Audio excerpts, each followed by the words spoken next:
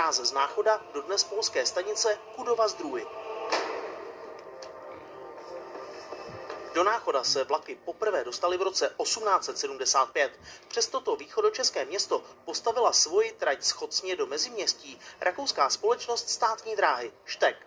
Jen o pár let později oznámili pruské dráhy, že postaví svoji trať z Glacu, dnešního Klocka, směrem k rakouské hranici přes stanici Kudova, dnešní Kudova-Zdrój, do Sloného, dříve Šlanaj.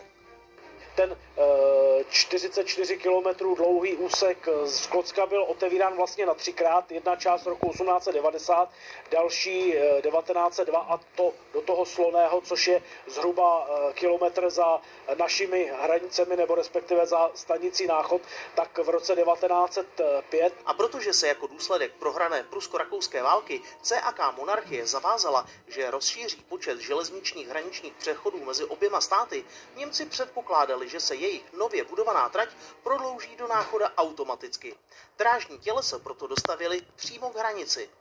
Plány spojit Náchod s Chudobou, polsky Kudova-Zdrój, tak ty existovaly už od roku 1880, kdy se vlastně ta česká, spíš rakouská strana zavázala na propojení s Německem, nicméně k realizaci nedošlo. Nedošlo k tomu z jednoho prostého důvodu, že neměli peníze. Až do roku 1945 se ale nedělo prakticky nic. Stavba tratě se sice dostala do článku 373 Versailleské smlouvy.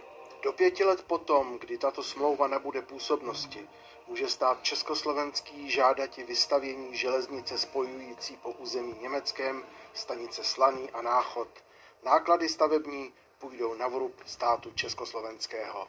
Kvůli čemuž se v roce 1923 ozvali náchodští. Spojovací dráha Náchod. Zemská hranice je podnikem nad jiné důležitým a v případě svého uskutečnění i značně výnosným. Tak, že tato naše žádost, o jejíž příznivé vyřízení snažně žádáme, zajisté plně oprávněná jest. V roce 1925 dokonce státní dráhy začaly projekt připravovat, včetně návrhu oběhů a turnusů vlakových čet.